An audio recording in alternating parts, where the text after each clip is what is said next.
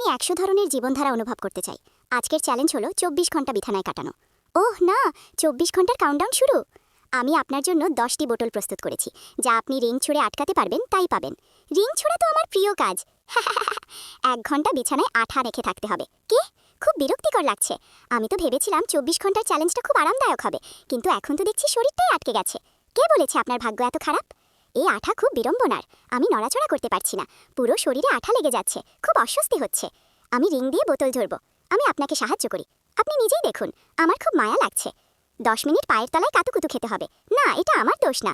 ৫.৪ লক্ষ নেটিজেন এটা দেখতে চেয়েছেন। পরের বার থেকে একটু বেশি ভালো মন্তব্য করবেন। চ্যালেঞ্জ শুরুর ১ ঘন্টা হয়ে গেছে। আঠা থেকে বের হয়ে আসুন। আমি খুব বিপদে পড়েছি। আমি কি পোশাক বদলাতে পারি?